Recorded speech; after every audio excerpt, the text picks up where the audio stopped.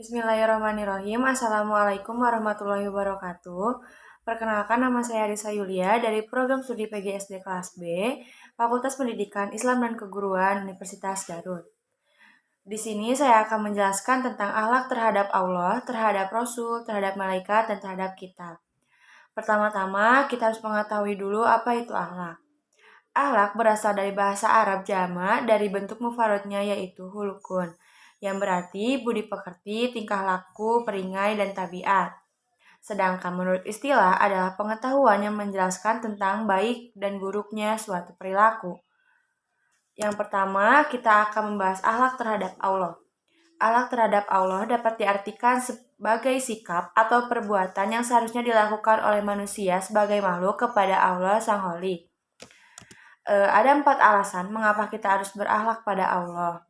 Yang pertama yaitu karena Allah telah menciptakan manusia. Yang kedua, karena Allah Subhanahu wa taala yang memperlengkapkan panca indera. Yang ketiga, karena Allah lah yang menyediakan bahan dan sarana untuk keberlangsungan hidup. Dan yang terakhir itu adalah karena Allah lah telah memuliakan manusia dengan diberikannya kemampuan daratan dan lautan. Maksudnya yang dimaksud dengan daratan dan lautan ini yaitu bisa dimaknai bahwa Allah Subhanahu wa taala telah menundukkan apa yang ada di darat dan di laut, segala sumber daya semata-mata untuk keperluan manusia dalam keberlangsungan hidupnya.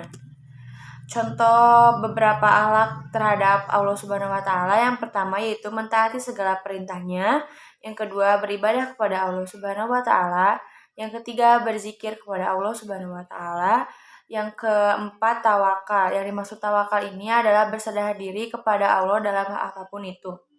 Yang kelima yaitu ridho terhadap ketentuannya.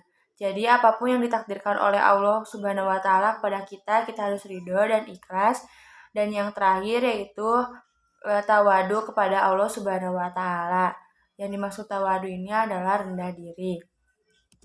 Selanjutnya ada akhlak terhadap Rasul. Yang pertama, kita harus ridho dan beriman kepada Rasulullah. Yang kedua, mentaati dan mengikuti Rasulullah. Yang ketiga, mengucapkan sholawat dan salam kepada Rasulullah. Jadi kita harus perbanyak salam dan sholawat kepada Rasul. Yang selanjutnya yaitu melanjutkan misi Rasulullah, contohnya kayak dakwah dan lainnya. Yang terakhir yaitu menghidupkan sunnah. Yang ketiga yaitu ada akhlak terhadap malaikat. Malaikat diciptakan oleh Allah untuk mengurusi berbagai urusan yang diperintahkan Allah Subhanahu wa taala, sehingga Allah Subhanahu wa taala menciptakan mereka sebagai makhluk yang tidak pernah membangkang dan merasa letih dalam menjalankan tugasnya. Contoh akhlak terhadap malaikat yaitu berkata jujur dimanapun berada, karena malaikat senantiasa mengawasi kita. Jadi apapun yang dilakukan kita, baik buruknya kita itu pasti dicatat oleh malaikat yang bertugas untuk mencatat amal baik dan mencatat amal buruk. Yang kedua, melaksanakan perintah Allah Subhanahu wa taala dengan ikhlas dan banyak ibadah. Yang ketiga yaitu taat terhadap perintah Allah dan menjauhi segala larangannya. Yang selanjutnya yaitu akhlak terhadap kitab.